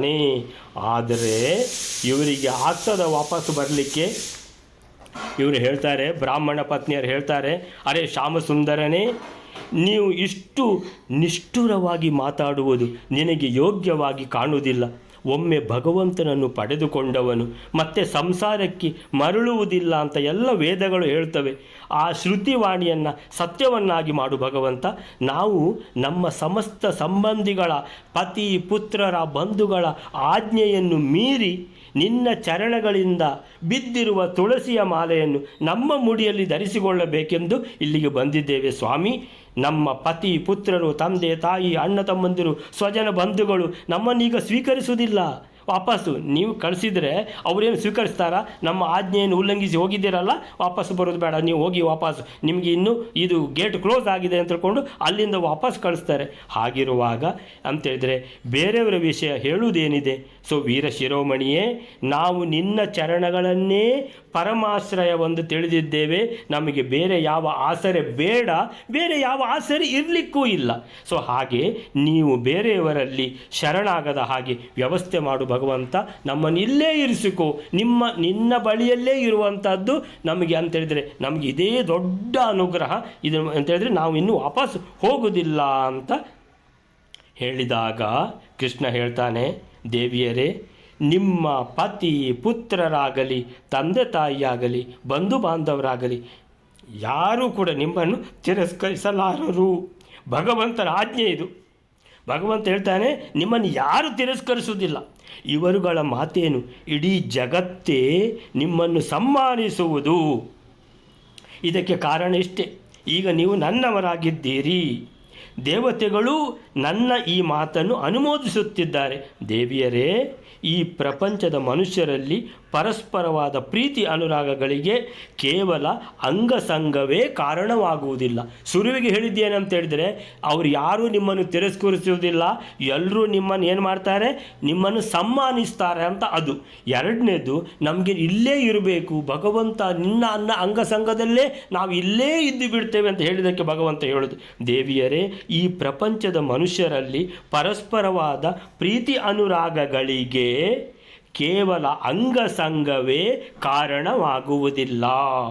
ನಾವು ಅಪ್ಪಿಕೊಂಡು ಕೂಡಲೇ ಮಾತ್ರ ಅದಕ್ಕೆ ಪ್ರೀತಿ ಅಂತ ಹೇಳೋದಿಲ್ಲ. ನೀವು ಇಲ್ಲಿರ್ಬೋದು, ನಿಮ್ಮ ಪ್ರಿಯಕರ ಅಮೆರಿಕದಲ್ಲಿ ಇರ್ಬೋದು, ಆದರೆ ಅಂಥ ಉತ್ಕಟವಾದ ಪ್ರೀತಿ ಇರ್ಬೋದು ಆಗ ಅಂತ ಹೇಳಿದರೆ, ಯಾವಾಗ ಅಂಗಸಂಗ ಇಲ್ಲದಿದ್ದರೂ ಆ ಪ್ರೀತಿ ಅನ್ನುವಂಥದ್ದು ಅದು ಶಾಶ್ವತವಾಗಿರುವಂಥದ್ದು. ಸೊ ಪರಸ್ಪರವಾದ ಪ್ರೀತಿ ಅನುರಾಗಗಳಿಗೆ ಕೇವಲ ಅಂಗಸಂಗವೇ ಕಾರಣವಾಗುವುದಿಲ್ಲ. ಆದ್ದರಿಂದ ನೀವು ನನ್ನಲ್ಲಿ ಪ್ರೀತಿ ಇಟ್ಟಿದ್ದೀರಲ್ಲ, ಆ ಪ್ರೀತಿಯನ್ನು ಮುಂದುವರಿಸಿಕೊಂಡು ಹೋಗಿ, ನನ್ನ ಹತ್ರನೇ ಇರಬೇಕಂತ ಇಲ್ಲ ಅದಕ್ಕೆ. ಆದುದರಿಂದ ನೀವು ಈಗಲೇ ಯಜ್ಞಶಾಲೆಗೆ ಹೋಗಿ ನಿಮ್ಮ ಮನಸ್ಸನ್ನು ನನ್ನಲ್ಲೇ ನೆಲೆಗೊಳಿಸಿರಿ, ಏನು ತೊಂದರೆ ಇಲ್ಲ. ನಿಮ್ಮ ಮನಸ್ಸು ನನ್ನ ಮೇಲೆ ಇರಲಿ. ಮಧ್ವಾಚಾರ್ಯರ ಮನಸ್ಸು ಅವರು ಸ್ಟಾರ್ಟಿಂಗಿಂದ ಕೊನೆಯವರೆಗೆ ಅದನ್ನು ಹೇಗೆ ಅವರು ವೇದವ್ಯಾಸರು ಭಗವಂತನ ಆ ಚರಣಕಮಲದಲ್ಲಿ ಹೇಗೆ ನೆಲೆಸಿಟ್ಟಿದ್ದರೋ, ಮಧ್ವಾಚಾರ್ಯರೇ ಅದಕ್ಕೆ ನಮಗೆ ಉತ್ತಮವಾದ ಉದಾಹರಣೆ ಅಂತ ಹೇಳಿದರೆ, ಭಗವಂತನಲ್ಲೇ ತಮ್ಮ ಮನಸ್ಸನ್ನು ನೆಲೆಸಿಟ್ಟವರು, ಬೇರೆ ಯಾವುದೂ ಬೇಡ ಅವರಿಗೆ. ಸೊ ಅಂತ ಹಾಗೆ ನೀವು ನನ್ನ ಅಂಗಸಂಗವೇ ಏನು ಇಂಪಾರ್ಟೆಂಟ್ ಅಲ್ಲ, ನನ್ನ ಮೇಲೆ ಪ್ರೀತಿ ಅಲ್ವಾ, ಅದು ಸದಾ ನೀವು ಇಡಿ, ಏನು ಪರವಾಗಿಲ್ಲ. ಸೊ ಆದ್ದರಿಂದ ಯಜ್ಞಶಾಲೆಗೆ ವಾಪಸ್ ಹೋಗಿ ನಿಮ್ಮ ಮನಸ್ಸನ್ನು ನನ್ನಲ್ಲೇ ನೆಲೆಗೊಳಿಸಿರಿ, ನಿಮಗೆ ಬಹುಬೇಗನೆ ನನ್ನ ಪ್ರಾಪ್ತಿ ಉಂಟಾಗ್ತದೆ ಅಂತ ಹೇಳಿದರೆ, ನನ್ನ ಪ್ರಾಪ್ತಿ ಉಂಟಾಗ್ತದೆ ಅಂತ ಹೇಳಿದರೆ ಮೋಕ್ಷಕ್ಕೆ ಬರ್ತೀರಿ, ನನ್ನ ಲೋಕಕ್ಕೆ ಬಹಳ ಬೇಗನೆ ನೀವು ಬರ್ತೀರಿ, ಏನು ಯೋಚನೆ ಮಾಡಬೇಡಿ ಅಂತ ಹೇಳ್ಕೊಂಡು ಭಗವಂತ ಅವರನ್ನು ವಾಪಸ್ ಕಳಿಸ್ತಾನೆ. ಆತ್ಮಾರ್ಚನೈಕ ಪರಮ ಅಂತ ಹೇಳಿದರೆ ಭಗವಂತನಲ್ಲೇ ನಾವು ಇದ್ದು ಬಿಡಬೇಕು ಅಂತ ಹೇಳಿದರೆ, ತಮ್ಮ ಆತ್ಮವನ್ನು ಭಗವಂತನಿಗೆ ಅರ್ಪಿಸಿಬಿಟ್ಟಿದ್ದಾರೆ. ಆತ್ಮ ಅರ್ಚನ, ಆತ್ಮವನ್ನೇ ಅರ್ಚಿಸಿದ್ದಾರೆ ಭಗವಂತನಿಗೆ. ಆತ್ಮ ಅರ್ಚನ ಏಕ ಪರಮ ಅಂತ ಹೇಳಿದರೆ ಭಗವಂತನಲ್ಲಿ ಒಂದಾಗಿ ಬಿಟ್ಟಿದ್ದಾರೆ ಈ ಎಲ್ಲ ಬ್ರಾಹ್ಮಣ ಪತ್ನಿಯರು. ಪರಮ ಅಂತ ಹೇಳಿದರೆ ಇದು ಇಹ ಲೌಕಿಕ ಅಲ್ಲ, ಇದು ಅಲ್ಲಿದ್ದು ಅಂತ ಹೇಳ್ತಾರೆ. ಅಂತ ಹೇಳಿದರೆ ಇದು ಆ ಭಗವಂತನ ಮೇಲೆ ಅಂತಹ ಉತ್ಕಟವಾದ ನಿಜವಾದ ಅಂತ ಹೇಳಿದರೆ ಯಥಾರ್ಥ ಪ್ರೇಮದಲ್ಲಿ ಭಗವಂತನೊಟ್ಟಿಗೆ ಇದ್ದಾರೆ ಈಗ ಅವರು. ಅಂಥ ಸ್ಥಿತಿಯಲ್ಲಿ ಕೃಷ್ಣ ಅವರಿಗೆ ಎಚ್ಚರಿಸಿಬಿಟ್ಟು ವಿಸರ್ಜ ವಾಪಸ್ಸು ಕಳಿಸಿದಾಗ ಎಷ್ಟೆಲ್ಲ ಏನೆಲ್ಲ ಆಯಿತು, ಹೇಗೆ ಹೇಳಿ ಕಳಿಸಿದ ಅಂತ ಈಗ ನಾವು ನೋಡಿದ್ದೀವಿ. ಅದಲ್ಲದೆ ಈಗ ಇಷ್ಟು ಜನ ಹೋಗಿದ್ದಾರೆ ಬ್ರಾಹ್ಮಣ ಪತ್ನಿಯರು, ಹೋದವರನ್ನು ವಾಪಸ್ ಕಳಿಸಿದ್ದಾನೆ. ಒಬ್ಬ ಬ್ರಾಹ್ಮಣ ಪತ್ನಿ ಏಕಾ ಪತಿ ಪ್ರವಿಧೃತ ಅಂತೇಳಿದರೆ ಅವಳನ್ನು ಗಂಡ ನೀನು ಹೋಗೋದೇ ಬೇಡ ಅಂತ ಅಡ್ಡ ತಡೆದು ನಿಲ್ಲಿಸಿಬಿಟ್ಟಿದ್ದಾನೆ, ನಾನು ನಿನ್ನನ್ನು ಹೋಗಲಿಕ್ಕೆ ಬಿಡೋದಿಲ್ಲ ಅಂತ. ಆದರೆ ಅವಳಿಗೆ ಎಂಥ ಉತ್ಕಟ ಇಚ್ಛೆ ಇತ್ತು ಕೃಷ್ಣನನ್ನು ನೋಡಬೇಕಂತ ಹೇಳಿದರೆ ಅವಳು ಹತಾಶಳಾಗಿಬಿಟ್ಲು ಅಂತ ಹೇಳಿದ್ರೆ ಕಂಗೆಟ್ಟು ಹೋದ್ಲು ಅಂತ ಹೇಳಿದ್ರೆ ಆ ಸಂದರ್ಭದಲ್ಲಿ ಅವರಿಗೆ ಇನ್ನೇನೂ ಕಾಣುವುದಿಲ್ಲ ಅಂತ ಹೇಳಿದ್ರೆ ಭಗವಂತ ಒಬ್ಬನೇ ಕಾಣ್ತಾ ಇದ್ದಾನೆ, ಆ ಭಗವಂತನ ಹತ್ರ ಹೋಗಲಿಕ್ಕೆ ಇವ ಬಿಡುವುದಿಲ್ಲ. ಸೊ ಏಕ ಪತಿ ಪ್ರವಿಧೃತ, ಹೋಗಲಿಕ್ಕೆ ಬಿಡದ ಗಂಡ ಏನು ಮಾಡೋದು, ಆಗ ಪದಂ ಮಾಪ ವಿಷ್ಣು ಅಂತ ಹೇಳಿದ್ರೆ ಆ ಕೊರಗಿನಲ್ಲಿ ಅಲ್ಲೇ ಸತ್ತೋಗಿಬಿಟ್ಲು ಅವಳು. ಕೊರಗಿ ಸತ್ತು ಹೋಗಿಬಿಟ್ಲು. ಪದಂ ಆಪ ವಿಷ್ಣು, ಭಗವಂತನ ಲೋಕವನ್ನು ಸೇರಿದ್ಲು. ಸೊ ಈ ಬಾಕಿದ್ದವರಿಗೆಲ್ಲ ಬ್ರಾಹ್ಮಣ ಪತ್ನಿಯರಿಗೆ ಕೃಷ್ಣ ಏನು ಹೇಳಿದ, ನೀವು ಬೇಗ ನನ್ನ ಹತ್ರ ಬರ್ತೀರಿ ಅಂತ ಹೇಳಿದರೆ ನೀವು ಇನ್ನೊಂದು ಜನ್ಮ ಇಲ್ಲ ನಿಮಗೆ ನೀವು ಸೀದಾ ಮೋಕ್ಷಕ್ಕೆ ಬರುವವರು ಅಂತ ಹೇಳ್ಕೊಂಡು ಭಗವಂತ ಅವರಿಗೆ ಆಶ್ವಾಸನೆ ಕೊಟ್ಟು ಕಳಿಸಿ ಆಯಿತು. ಈ ಒಬ್ಬಳು ನೋಡಲಿಕ್ಕೆ ಬಿಡಲಿಲ್ಲ, ಅವಳಿಗೆ ಹೋಗಲಿಕ್ಕೆ ಬಿಡಲಿಲ್ಲ ಗಂಡ, ಅವಳು ಅಲ್ಲೇ ಮೋಕ್ಷಕ್ಕೆ ಸೇರಿಕೊಂಡ್ಳು ಅಂತ ಹೇಳಿದರೆ ಪತಿ ಪ್ರವಿಧೃತ ಪದಂ ಆಪ ವಿಷ್ಣು. ಪದಂ ಅಂದರೆ ಭಗವಂತನ ಪದ ಅಂದರೆ ವೈಕುಂಠ, ಪದಂ ಆಪ ಹೊಂದಿದಳು. ಯಾವ ಪದ ಅಂದರೆ ವಿಷ್ಣು ಪರಂಧಾಮ ಅಂತ ಹೇಳಿದರೆ ವೈಕುಂಠ ಪದವನ್ನು ಸೇರಿದಳು ಒಬ್ಬಳು ಅಂತ ಹೇಳ್ಕೊಂಡು ಈ 60ನೇ ಶ್ಲೋಕಕ್ಕೆ ಏನು ಹೇಳ್ತಾರೆ ಅಂತ ಹೇಳಿದರೆ, ಆ ವಿಪ್ರ ಪತ್ನಿಯರು ಗಂಡ ಮಕ್ಕಳು ಮೊದಲಾದ ಸಮಸ್ತ ಬಂಧುಗಳನ್ನು ತೊರೆದು ವಿಸೃಜ್ಯ ಪತಿಪುತ್ರ ಸಮಸ್ತ ಬಂಧೂನ್, ಅವರು ಹೋಗೋದು ಬೇಡ ಅಂತ ಹೇಳಿದರು. ಕೃಷ್ಣನನ್ನು ಆರಾಧಿಸುವ ಒಂದೇ ಉದ್ದೇಶದಿಂದ, ಆತ್ಮ ಅರ್ಚನಾ ಏಕಪರಮ, ಒಂದೇ ಒಂದು ಉದ್ದೇಶ, ಅಂದರೆ ತಮ್ಮನ್ನು ತಾವು ಅವರು ಕೃಷ್ಣನಿಗೆ ಅರ್ಪಿಸಿಕೊಂಡು ಬಿಟ್ಟಿದ್ದಾರೆ, ಅವನಲ್ಲಿ ಒಂದಾಗಿ ಬಿಟ್ಟಿದ್ದಾರೆ ಅಂತೇಳಿದರೆ ಅವರ ಮನಸ್ಸು ಕೃಷ್ಣನ ಚರಣ ಕಮಲದಲ್ಲಿ ಹೋಗಿ ಸೇರಿಬಿಟ್ಟಿದೆ ಅಂತೇಳಿದರೆ ಹೇಗೆ ನಮಗೆ ಅಂತೇಳಿ ನಮಗೆ ಊಹಿಸ್ಲಿಕ್ಕೆ ಕಷ್ಟ ಆಗ್ತದಲ್ಲ. ಆದರೆ ಊಹಿಸ್ಲಿಕ್ಕೆ ಕಷ್ಟ ಆಗೋದಿಲ್ಲ, ಯಾಕಂದರೆ ಭಾಗವತ ಹೇಳಿದೆ ಏನಂತ ಹೇಳಿದರೆ ಜಾಗೃತ ಸ್ವಪ್ನಾವಸ್ಥೆಯಲ್ಲಿ ಅದು ಇರ್ತದೆ ನಾನು ನನ್ನದು ಅಂತ, ನಿದ್ದೆಯಲ್ಲಿ ಇರುವುದಿಲ್ಲ. ನಿದ್ದೆ ಅಂತ ಹೇಳಿದ್ರೆ ಏನು, ಅದು ಗಾಢ ನಿದ್ರೆ. ಗಾಢ ನಿದ್ರೆಯಲ್ಲಿ ನಾನು 1 ಗಂಟೆ ನಿದ್ದೆ ಮಾಡಿದೆ ಅಂತ ಅಂದರೆ ಆ 1 ಗಂಟೆಯಲ್ಲಿ ಏನಾದರೂ ಗೊತ್ತುಂಟು ಅವನಿಗೆ? ಏನೂ ಗೊತ್ತಿಲ್ಲ. ಟೈಮ್ ಒಂದು ಗೊತ್ತುಂಟು, ನಾನು 10 ಗಂಟೆಗೆ ಮಲಗಿದ್ದೇನೆ, 11 ಗಂಟೆಗೆ ಎದ್ದಿದ್ದೇನೆ ಅಂತ. ಒಂದು ಮಲಗಿ 2 ನಿಮಿಷದಲ್ಲಿ ನಿದ್ದೆ ಬಂದಿದೆ, ಇಷ್ಟು ಮಾತ್ರ ಅವನಿಗೆ ಗೊತ್ತಿರೋದು. ಮತ್ತು ಏನಾದರೂ ಗೊತ್ತಿದೆಯಾ? ಅವನು ಹೇಗೆ ಆ ನಿದ್ರೆ ಮಾಡ್ತಾ ಇರುವಾಗ 58 ನಿಮಿಷದಲ್ಲಿ ಅವನು ಭಗವಂತನೊಟ್ಟಿಗೆ ಹೇಗೆ ಇದ್ದಾನೋ, ಹೇಗೆ ಅಂತೇಳಿದರೆ ಆ ವಿಪ್ರಪತ್ನಿಯರು ಇದೇ ರೀತಿ ಭಗವಂತನೊಟ್ಟಿಗೆ ಅಂದರೆ ಆ ಶ್ರೀಕೃಷ್ಣನ ಹತ್ರ ಅವರು ಇರುವಾಗ ಪೂರ್ತಿ ತಮ್ಮ ಸಂಸಾರ ತಾಪತ್ರಯ ಎಲ್ಲವನ್ನು ಮರೆತು ಕೃಷ್ಣನೊಟ್ಟಿಗೆ ಇದ್ದಾರೆ ಅಂತೇಳಿದ್ರೆ ನಿಮಗೆ ಊಹಿಸ್ಲಿಕ್ಕೆ ಕಷ್ಟ ಆಗೋದಿಲ್ಲ. ಹೇಗೆ ನಿದ್ದೆ ಮಾಡ್ತೇವೋ ಹಾಗೆ ಅಂತ. ಸೊ ಅಂತೇಳಿದರೆ ಯಾವುದೂ ನೆನಪಿಲ್ಲ ಅಂತ ಅವರಿಗೆ. ಸೊ ಅಂಥ ಒಂದು ಆತ್ಮ ಅರ್ಚನಾ ಏಕಪರಮ, ತಮ್ಮ ಆತ್ಮವನ್ನೇ ಏನು ಮಾಡಿರ್ತಾರೆ, ಕೃಷ್ಣನಿಗೆ ಕೊಟ್ಟುಬಿಟ್ಟಿದ್ದಾರೆ. ಅರ್ಚನಾ ಏಕಪರಮ ಅಂದರೆ ಒಂದೇ ಒಂದು ಉದ್ದೇಶ ಏನಂತ ಹೇಳಿದರೆ ಕೃಷ್ಣನನ್ನು ಆರಾಧನೆ ಮಾಡುವಂಥದ್ದು. ಕೃಷ್ಣನೊಟ್ಟಿಗೆ ಅಂತಹ ಒಂದು ಅನುರಾಗವನ್ನು ಇಟ್ಟಿದ್ದಾರೆ, ಅಂತಹ ಉತ್ಕಟವಾದ ಪ್ರೇಮವನ್ನು ಇಟ್ಟು ಹೋಗಿದ್ದಾರೆ. ಅಲ್ಲಿ ಕೃಷ್ಣನೊಟ್ಟಿಗೆ ಒಂದಾಗಿ ಬಿಟ್ಟಿದ್ದಾರೆ. ಆತ್ಮ ಅರ್ಚನೈಕ ಪರಮ ಅಂತಹ ಬ್ರಾಹ್ಮಣ ಪತ್ನಿಯರನ್ನು ಕೃಷ್ಣ ಹೇಳ್ತಾನೆ, ಅರೇ ಭಾಗ್ಯಶಾಲಿಗಳೇ, ನೀವು ವಾಪಸ್ ಕೂಡ ಹೋಗಬೇಕಲ್ಲ ಅಂತ. ಸೊ ಅಂತ ಹೇಳಿದ್ರೆ ಹೇಳ್ತಾರೆ, ನಾವು ವಾಪಸ್ ಹೇಗೆ ಹೋಗೋದು, ನಮ್ಮಲ್ಲಿ ಅವರು ತಗೊಳ್ಳೋದೇ ಇಲ್ಲ. ಎರಡನೇದಾಗಿ ನನಗೆ ನಿಮ್ಮೊಟ್ಟಿಗೆ ಇರಬೇಕು, ಭಗವಂತ ನಿನ್ನೊಟ್ಟಿಗೆ ಇರುವಂಥ ಭಾಗ್ಯ ಇನ್ನೆಲ್ಲಿ ಸಿಗ್ತದೆ, ಇಂಥ ಭಾಗ್ಯ ತಾನೇ ಒದಗಿ ಬಂದಿದೆ, ನಮ್ಮನ್ನು ವಾಪಸ್ ಕಳಿಸಬೇಡ ಅಂತ. ಸೊ ಎರಡು ಇದಕ್ಕೂ ಕೂಡ ಕೃಷ್ಣ ಉತ್ತರ ಹೇಳ್ತಾನೆ. ಅಂದರೆ ನನ್ನ ಒಟ್ಟಿಗೆ ಅಂಗಸಂಗ ಇದ್ದು ಕೂಡಲೇ ಮಾತ್ರ ನನ್ನೊಟ್ಟಿಗೆ ಇರುವುದು ಅಂತಲ್ಲ, ನೀವು ನನ್ನೊಟ್ಟಿಗೆ ಇರಿ, ದೂರದಲ್ಲಿ ಇದ್ದೂ ಕೂಡ ನನ್ನೊಟ್ಟಿಗೆ ಇರಿ ಅಂತ ಒಂದು ಹೇಳ್ತಾನೆ. ಎರಡನೇದು ಅಂತ ಹೇಳಿದರೆ, ಯಾರು ಹೇಳಿದ್ದು ನಿಮ್ಗೆ ಅವರು ಸೇರಿಸಿಕೊಳ್ಳೋದಿಲ್ಲ ಅಂತ? ನಿಮ್ಮನ್ನು ಸಮ್ಮಾನಪೂರ್ವಕವಾಗಿ ಸೇರಿಸಿಕೊಳ್ತಾರೆ, ಹೋಗಿ ಅಂತ ಹೇಳ್ತಾನೆ. ಅಂತ ಹೇಳಿದ್ರೆ ಈ ರೀತಿ ವಿಸಸರ್ಜ ಕೃಷ್ಣ, ಇಷ್ಟಕ್ಕೆ ಭಾಗವತ ಇಷ್ಟೆಲ್ಲ ಹೇಳ್ತದೆ. 2 ಶಬ್ದದಲ್ಲಿ ಮುಗಿಸಿದ್ದಾರೆ ಮಧ್ವಾಚಾರ್ಯರು. ಏಕ ಪತಿಪ್ರವಿಧೃತ, ಒಬ್ಬಳು ಮಾತು, ಅವರನ್ನು ಕೃಷ್ಣ ಮರಳಿ ಕಳುಹಿಸಿಕೊಟ್ಟ.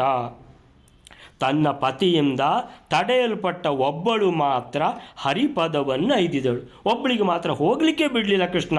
ಅವಳು ಅಲ್ಲೇ 10 ಮಕ್ಕಳು 10 ಅಲ್ಲೇ ನಿದ್ದೆಗೆ ಹೋಗೋದಿಲ್ವ, ಇವಳು 10 ಕಂಗೆಟ್ಟು ಅವನು ಹೋಗಲಿಕ್ಕೆ ಬಿಡಲಿಲ್ಲ ಅನ್ನೋಂಥದ್ದು ಪೂರ್ತಿ ಹತಾಶಳಾಗಿ ಅವಳು ನಿದ್ದೆಗೆ ಹೋದದ್ದಲ್ಲ, ಅವಳು ಸತ್ತೇ ಹೋದಳು. ಸೊ ಅವಳು ಹರಿಪದವನ್ನೇ ಐದಿದಳು. ಪದಂ ಆಪ ವಿಷ್ಣು ಅಂತ ಹೇಳ್ತಾರೆ. ಸೊ ಅಲ್ಲಿಗೆ ಈ ಶ್ಲೋಕ ಮುಗೀತು. ನೆಕ್ಸ್ಟ್ ಶ್ಲೋಕ ಮೇಲಾರೆ.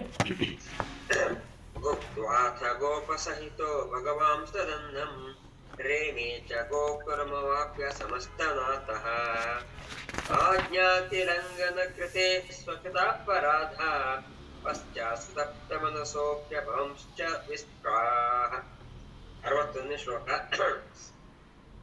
ಈ ರೀತಿ ಆ ವಿಪ್ರ ಪತ್ನಿಯರನ್ನೆಲ್ಲ ವಾಪಸ್ಸು ಕಳಿಸಿದ ಮೇಲೆ ಎಲ್ಲರಿಗೂ ಸ್ವಾಮಿಯಾದ ಆ ಪೂಜ್ಯನಾದ ಶ್ರೀಕೃಷ್ಣನು ತನ್ನ ಗೊಲ್ಲರಿಂದ ಕೂಡಿಕೊಂಡು ಆ ಷಡ್ರಸೋಪವೇದವಾದ ಅನ್ನವನ್ನು ಭೋಜನ ಮಾಡಿದನು.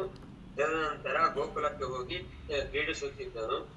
ಈ ಕಡೆ ಯಜ್ಞವನ್ನು ಮಾಡುತ್ತಿದ್ದ ಬ್ರಾಹ್ಮಣರು ಶ್ರೀಕೃಷ್ಣನ ಆಜ್ಞೆ ಅತಿಕ್ರಮ ರೂಪವಾದ ಕರ್ಮವುಳ್ಳ ತಮ್ಮಿಂದ ಮಾಡಲ್ಪಟ್ಟ ಅಪರಾಧದಿಂದ ಆಮೇಲೆ ಅತ್ಯಂತ ತಪ್ತವಾದ ಮನಸ್ಸುಳ್ಳವರು ಆಗಿದ್ದರು.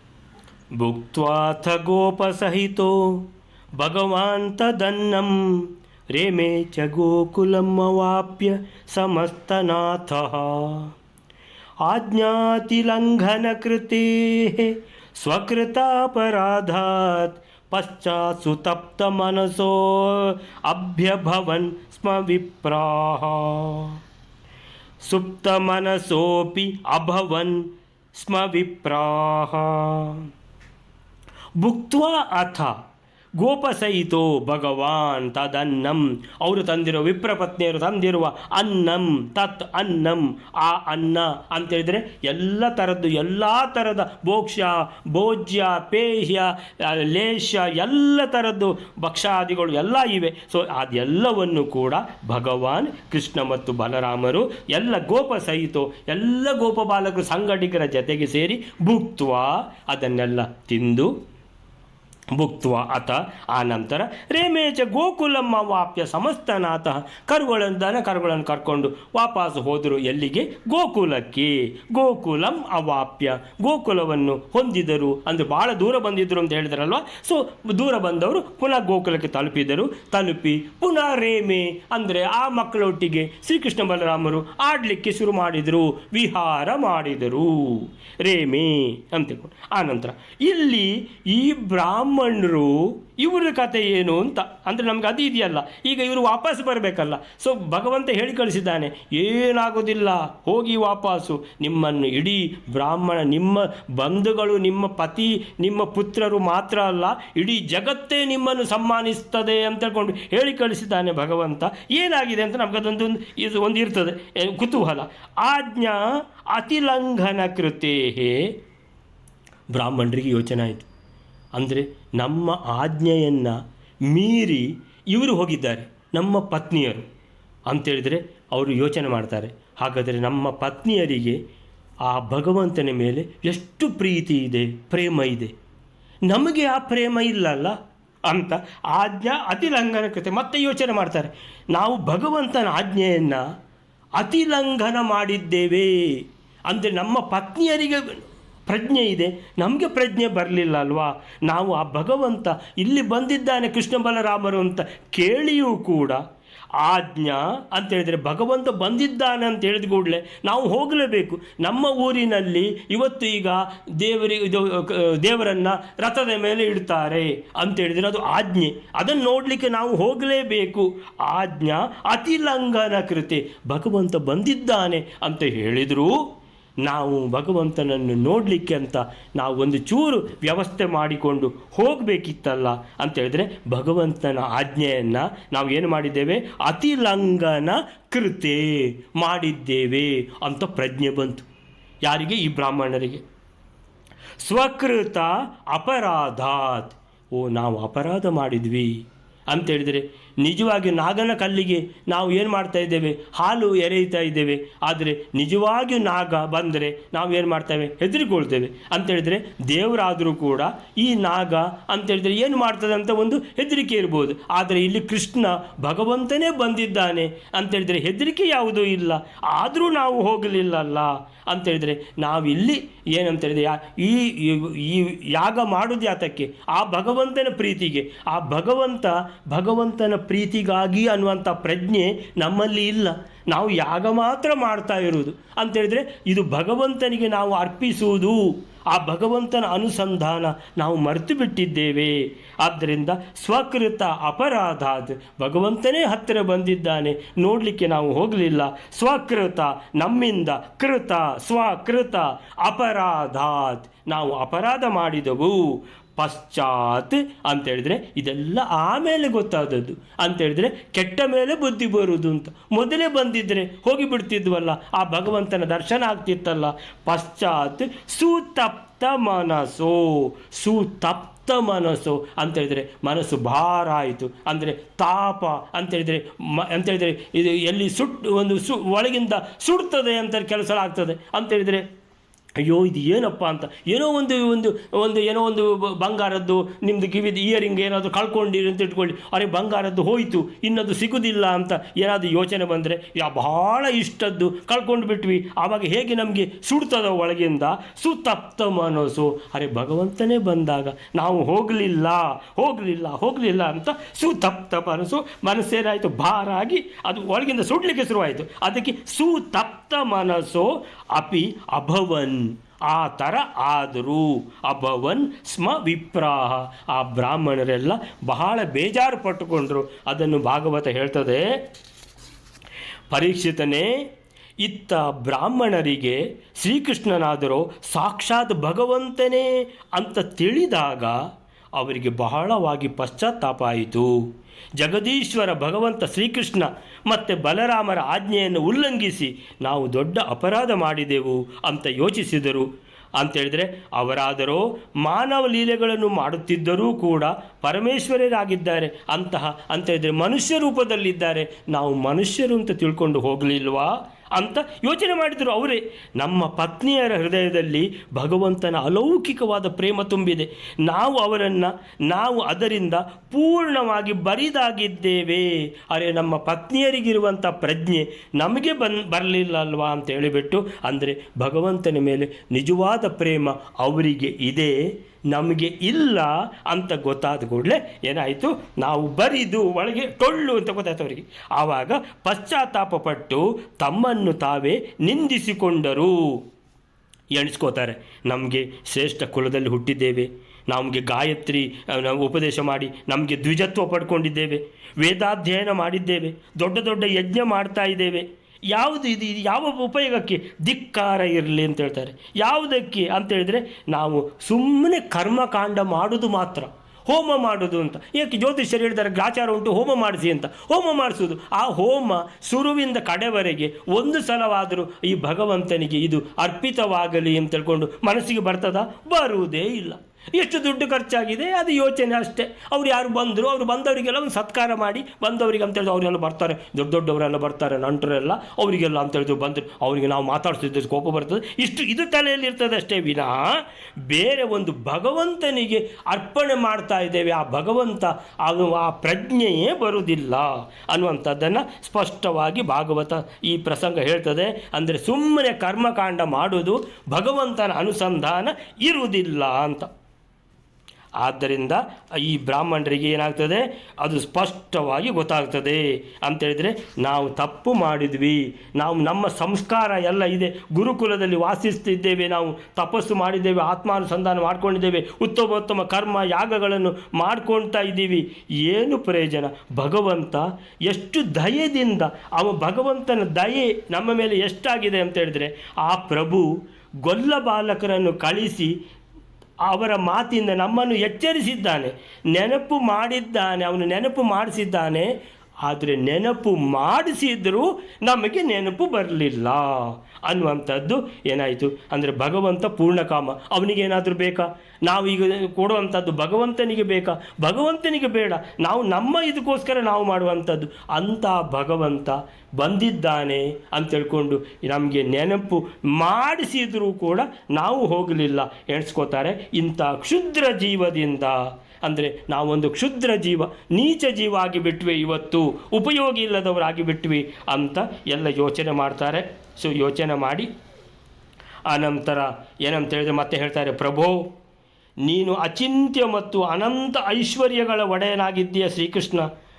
ನಿನ್ನ ಜ್ಞಾನ ಕೂಡ ಏನಂತೇಳಿದರೆ ಅದು ಅಗಣಿತ ಜ್ಞಾನ ಅಂತೇಳಿದರೆ ಪೂರ್ಣ ಜ್ಞಾನ, ಪೂರ್ಣ ಶಕ್ತಿ, ಪೂರ್ಣ ಸುಖದವನು ನೀನು. ಸೊ ಆದರೆ ನಿಂದೇ ಮಾಯ ಅಲ್ವಾ? ಆ ಮಾಯೆಯಲ್ಲಿ ನಮ್ಮ ಬುದ್ಧಿ ಏನಾಗಿದೆ? ಮೋಹಿತವಾಗಿದೆ. ಅಂದರೆ ಮೋಹಿತವಾಗಿತ್ತು ನಮ್ಮ ಬುದ್ಧಿ. ಈಗ ನಮಗೆ ಗೊತ್ತಾಯಿತು, ಯಾವಾಗ ಬ್ರಾಹ್ಮಣ ಪತ್ನಿಯರು ನಿನ್ನನ್ನು ನೋಡಿ ಆ ಖುಷಿಯಿಂದ ವಾಪಸ್ಸು ಬರ್ತಾ ಇದ್ದಾರೋ ಅವರನ್ನು ನೋಡಿ ಗೊತ್ತಾಯಿತು, ಇಂಥ ಪ್ರಜ್ಞೆ ಅವರಿಗಿದೆ, ನಮಗೆ ಬರಲಿಲ್ಲ ಅಲ್ವಾ ಅಂತ ತಿಳ್ಕೊಂಡು. ಹಾಗೆ ಸೊ ಬಹಳ ಏನಾಯಿತು, ಪಶ್ಚಾತ್ತಾಪ ಆಯಿತು. ಆದರೂ ಕೂಡ ಈಗಾದರೂ ಓಡಿಕೊಂಡು ಹೋಗ್ಬೋದಲ್ಲ ಅಂತೇಳಿದರೆ ಆಗಲೂ ಹೋಗಲಿಲ್ಲ. ಯಾಕಂತೇಳಿದರೆ ಕಂಸನ ಭಯದಿಂದ ಅವರು ದರ್ಶನಕ್ಕೆ ಹೋಗಲಿಲ್ಲ ಅಂತಾರೆ. ಈಗಾದರೂ ಹೋಗಿ ಈಗ ಇರ್ಬೋದು ಅಂತೇಳಿದರೆ ಏನಾದರೂ ಇನ್ನೀಗ ದನಗಳನ್ನು ಹೊಡ್ಕೊಂಡು ವಾಪಸ್ ಹೋಗಿ ಆಯಿತೋ, ಆದರೂ ಒಂದು ಟ್ರೈ ಮಾಡ್ಬೋದಲ್ಲ ಅಂತೇಳಿದರೆ ನಮಗೆ ಗೊತ್ತಾದರೆ, ಕಂಸನಿಗೆ ಗೊತ್ತಾದರೆ ಅದು ಕಷ್ಟ ಅಂತ ತಿಳ್ಕೊಂಡು ಇಲ್ಲ, ಹೋಗಲೇ ಇಲ್ಲ. ಅಲ್ಲೇ ಎಲ್ಲಿದ್ದಾರೋ ಅಲ್ಲೇ ಎಣಿಸ್ಕೊಂಡ್ರು. ಆದಿಪುರುಷನಾದ ಪರಮ ಪುರುಷೋತ್ತಮನಾದ ಭಗವಂತ ಶ್ರೀಕೃಷ್ಣ ನಮ್ಮ ಅಪರಾಧವನ್ನು ಕ್ಷಮಿಸಲಿ. ನಮ್ಮ ಬುದ್ಧಿಯು ಅವನ ಮಾಯೆಯಿಂದಲೇ ಮೋಹಿತವಾಗಿದೆ. ಸೊ ನಾವು ಅವನ ಅಪಾರವಾದ ಪ್ರಭಾವವನ್ನು ತಿಳಿಯದ ಅಜ್ಞಾನಿಗಳಾಗಿ ಬಿಟ್ವಿ ಅಂತ ಹೇಳ್ಕೊಂಡು ಇದು ಮಾಡ್ತಾರೆ. ಅಂದರೆ ಇಷ್ಟೆಲ್ಲ ಅವರಿಗೆ ತಮ್ಮ ಮೇಲೆ ಅವರಿಗೆ ಬೇಸರ ಬಂತು, ತಪ್ತ ಮನಸ್ಸಾದರು ಅಂತೇಳಿದರೆ ನಮ್ಮ ಹೆಂಡತಿಯಂದು ನಮ್ಮ ಪತ್ನಿಯರಿಗೆ ಇರುವಂಥ ಪ್ರಜ್ಞೆ ನಮಗೆ ಬರಲಿಲ್ಲ ಅಲ್ವಾ? ಅವರು ಗುರುಕುಲಕ್ಕೆ ಹೋಗಲಿಲ್ಲ, ಅವರು ನಮ್ಮ ಹಾಗೆ ವೇದಾಧ್ಯಯನ ಮಾಡಲಿಲ್ಲ, ಸೊ ನಮ್ಮ ಹಾಗೆ ಯಾಗ ಮಾಡುವುದಿಲ್ಲ ಅವರು. ಸೊ ಒಳಗಿಂದ ಕೂತ್ಕೊಂಡು ಅಡಿಗೆ ಮಾಡುವವರಿಗೆ ಇಷ್ಟು ಪ್ರಜ್ಞೆ ಇದೆ, ನಮಗೆ ಬರಲಿಲ್ಲ ಅಂತ ಹೇಳ್ಕೊಂಡು ಬೇಜಾರು ಮಾಡಿಕೊಂಡ್ರು. ಆದ್ದರಿಂದ ಇನ್ನೀಗ ವಿಪ್ರ ಪತ್ನಿಯರಿಗೆ ಇವರು ಪತಿಗಳು ಅಂತ ಹೇಳಿದರೆ ನೀವು ಯಾರನ್ನು ಕೇಳಿ ಹೋಗಿದ್ದೀರಿ, ನೀವು ವಾಪಸ್ ಬರೋದು ಬೇಡ, ಪ್ರಸಂಗವೇ ಇಲ್ಲ ಅಂತ ಹೇಳಿದರೆ ಅವರಿಗೆ ಕಾಲು ತೊಳೆದು ಅವರನ್ನು ಸ್ವಾಗತ ಮಾಡಬೇಕು. ಆ ಥರ ಇವರಿಗೆ ಮನಸ್ಸು ಕರಗಿ ಹೋಗಿದೆ ಅನ್ನುವಂಥದ್ದು ಸ್ಪಷ್ಟ ಆಗಿದೆ. ಸೊ ಹಾಗೆ ಏನು ಹೇಳ್ತಾರೆ ಅಂತ ಹೇಳಿದರೆ ಇದರಲ್ಲಿ ಈ ಶ್ಲೋಕದಲ್ಲಿ ಆಜ್ಞಾ ಅತಿಲಂಘನ ಕೃತೆ ಸ್ವಕೃತ ಅಪರಾಧಾತ್ ಪಶ್ಚಾತ್ ಸುತಪ್ತ ಮನಸ್ಸು ಅಪಿ ಅಭವನ್ ಸ್ಮ ವಿಪ್ರಾಹ ಅಂತೇಳಿದರೆ ಅಟ್ಲೀಸ್ಟ್ ನಮ್ಮ ಹೆಂಡತಿಯಂದಿರಾದರೂ ಹೋಗಿ ಆ ಭಗವಂತನ ಏನು ದರ್ಶನ ಮಾಡಿಕೊಂಡು ಬಂದಿದ್ದಾರೆ ಅಂತೇಳಿದರೆ, ಇಂತಹ ಅಪೂರ್ವ ಪ್ರಸಂಗದಲ್ಲಿ ಅಂತೇಳಿದರೆ ಪ್ರಜ್ಞೆಯನ್ನು ತೋರಿಸಿದ್ದಾರೆ, ಅಂಥ ಉತ್ಕಟ ಇಚ್ಛೆ ಪ್ರೀತಿಯನ್ನು ಭಗವಂತನಲ್ಲಿ ತೋರಿಸಿದ್ದಾರೆ. ಬಂದು ಅಂತೇಳಿದರೆ ಸಕಾಲದಲ್ಲಿ ವಾಪಸ್ಸು ಬಂದು ಆ ಹೋಮ ಅಂತೇಳಿದರೆ ಆ ಕೃಷ್ಣಾರ್ಪಣೆ ಬಿಡಲಿಕ್ಕೆ ಈ ನೀರು ಬಿಡಬೇಕಲ್ಲ ಅಂತೇಳಿದರೆ ಬಂದಾಗಿದೆ, ನೀರು ಬಿಟ್ಟಾಗಿದೆ ಅಂತೇಳಿದರೆ ಎಲ್ಲಿಯಾದರೂ ತಪ್ಪಿದ್ದಾರೋ, ಎಲ್ಲಿಯೂ ಸಹ ತಪ್ಪಲಿಲ್ಲ. ಅಂತಹ ಒಂದು ಅಂತೇಳಿದರೆ ಹೆಂಡತಿಯಂದಿರ ಮೇಲೆ ಬಹಳ ಒಂದು ಗರ್ವ ಅಂತೇಳಿದರೆ ಅಭಿಮಾನ, ಖುಷಿಯಾಗಿದೆ, ಸಂತೋಷ ಆಗಿದೆ ಅವರಿಗೆ ಅಂತೇಳಿದರೆ ಅವರನ್ನು ತಡೆಯುವುದಾಗಲಿ, ಬೇಡ ಯಾಕೆ ಹೋಗಿದ್ದೀರಿ ಅಂತ ಕೇಳುವ ಪ್ರಶ್ನೆಯೇ ಇಲ್ಲ ಅನ್ನುವಂಥದ್ದು ಸ್ಪಷ್ಟ ಮಾಡಿದ್ದಾರೆ ಮಧ್ವಾಚಾರ್ಯರು ಮತ್ತು ಭಾಗವತ. ಸೊ ಇದಕ್ಕೆ ಏನು ಹೇಳ್ತಾರೆ ಇವರು ಪ್ರಭಂಜನಾಚಾರ್ಯ ಅಂತ ಹೇಳಿದರೆ, ಗೊಲ್ಲರೊಂದಿಗೆ ಕೂಡಿ ಗೋಪ ಸಹಿತೋ ಆ ಅನ್ನವನ್ನು ಭಗವಾನ್ ತತ್ ಅನ್ನಂ, ಆ ಅನ್ನವನ್ನು ಭಕ್ಷ್ಯಾದಿ ಎಲ್ಲ ರೀತಿಯ ಷಡ್ರಸೋಪೇತವಾದ 4 ಚತುರ್ವಿಧವಾದ ಆ ಅನ್ನಗಳನ್ನು ಉಂಡ ಬಳಿಕ ಭುಕ್ತ್ವಾ ಅಥ ಭಗವಂತನಾದ ಸರ್ವಸ್ವಾಮಿಯಾದ ಕೃಷ್ಣ ಭಗವಾನ್ ಏನು ಮಾಡಿದ, ಸಮಸ್ತನಾಥ ಎಲ್ಲ ಇದರದ್ದು ಇಡೀ ಜಗತ್ತಿನ ಸೃಷ್ಟಿ ಪಾಲನೆ ಆಮೇಲೆ ಲಯ ಎಲ್ಲ ಮಾಡುವಂಥ ಆ ಭಗವಂತ, ಸರ್ವಶ್ರೇಷ್ಠನಾದ ಸರ್ವಸ್ವಾಮಿ ಆದ ಭಗವಂತ, ಸಮಸ್ತನಾಥನಾದ ಭಗವಂತ ಗೋಕುಲಕ್ಕೆ ತೆರಳಿ ಮತ್ತೆ ದನಗಳನ್ನು ಹುಡುಕೊಂಡು ಕೃಷ್ಣ ಬಲರಾಮರು ಗೋಕುಲಕ್ಕೆ ತೆರಳಿ ವಿಹರಿಸಿದರು. ರೇಮೇ ಇತ್ತ ವಿಪ್ರರು ಬ್ರಾಹ್ಮಣರು ಕೃಷ್ಣನ ಆಜ್ಞೆಯನ್ನು ಮೀರಿದ ತಮ್ಮ ತಪ್ಪು ಅವರಿಗೆ ಅರಿವಾಗಿ ಮನಸ್ಸಿನಲ್ಲಿ ಬಹಳ ಪಶ್ಚಾತ್ತಾಪ ಪಟ್ಟರು. ವಿಪ್ರರು ಮರಳಿದ ತಮ್ಮ ಪತ್ನಿಯರನ್ನು ಕೃಷ್ಣ ಹೇಳಿದಂತೆ ಆದರದಿಂದ ಸ್ವೀಕರಿಸಿದರು. ತಾವು ಹಾಗೆ ಮಾಡದೆ ಕೃಷ್ಣನ ಆಜ್ಞೆಯನ್ನು ಉಲ್ಲಂಘಿಸಿದ ತಪ್ಪಿಗಾಗಿ ನೊಂದರು. ಅವರೂ ಸಹ ಜ್ಞಾನಿಗಳೇ ಆಗಿದ್ದರು ಅಂತೇಳಿದರೆ, ಜ್ಞಾನ ಇದ್ದರೂ ಕೂಡ ಆ ಜ್ಞಾನಕ್ಕೆ ಧಿಕ್ಕಾರ ಇರಲಿ. ನಾವು ಯಾಕೆ ಗುರುಕುಲದಲ್ಲಿ ವೇದಾಧ್ಯಯನ ಮಾಡಿದ್ದು, ಇಷ್ಟೆಲ್ಲ ನಾವು ಭಗವಂತನ ಬಗ್ಗೆ ತಿಳ್ಕೊಂಡಿದ್ದೇವೆ, ಆದರೆ ನಿಜವಾಗಿ ಭಗವಂತನ ಮೇಲೆ ನಿಜವಾಗಿ ನಮಗೆ ಪ್ರೀತಿ ಭಕ್ತಿ ಇದೆಯಾ ಅಂತ ಕೇಳಿದರೆ ಇಲ್ಲ ಅಂತ ಅವರಿಗೆ ಆನ್ಸರ್ ಸಿಕ್ಕಿದೆ. ಸೊ ಹಾಗೆ ಮತ್ತೆ ಕಂಸನ ಭಯ ಕೂಡ ಒಂದು ಕಡೆಯಲ್ಲಿ ಇತ್ತು, ಅದು ಒಂದು ಕಡೆಯಲ್ಲಿ ಅಡ್ಡಿ ಮಾಡ್ತಾ ಇತ್ತು. ಆ ಭಯವನ್ನು ಮೀರಿ ಕೃಷ್ಣನನ್ನು ಆರಾಧಿಸಿದ್ದು ಅವರ ಪತ್ನಿಯರ ಭಾಗ್ಯವಾಯಿತು ಅಂತೇಳಿದರೆ, ಎಲ್ರಿಗೂ ಹೇಳುವಂಥ ಒಂದು ಮಾತು ಏನಂದರೆ, ಅವಕಾಶ ಒದಗಿದಾಗ ಅದನ್ನು ಸದುಪಯೋಗ ಪಡೆಯದೆ ಅನಂತರ ಪರಿತಪಿಸಿದ ಆ ವಿಪ್ರರ ರೀತಿ ವಿಪ್ರರದ್ದು ಕೆಟ್ಟ ಮೇಲೆ ಬುದ್ಧಿ ಬರುವುದು ಎಂಬ ಗಾದೆಯ ಮಾತಿಗೆ ಕಾರಣವಾಯಿತು ಅಂತ ಹೇಳ್ತಾರೆ. ವಿಪ್ರರಿಗೆ ಮಾತ್ರ ಅಲ್ಲ, ಸೊ ಎಲ್ಲರಿಗೂ, ಸೊ ಮನುಷ್ಯ ಸ್ವಭಾವನೆ ಇಷ್ಟೇ, ಕೆಟ್ಟ ಮೇಲೇ ಬುದ್ಧಿ ಬರುವಂಥದ್ದು ಅಂತೇಳಿ ಅಲ್ಲಿಗೆ ಇದನ್ನು ನಾವು ಇವತ್ತು ಮುಕ್ತಾಯ ಮಾಡೋಣ. ಶ್ರೀಕೃಷ್ಣ ಅರ್ಪಣ ಮಸ್ತು.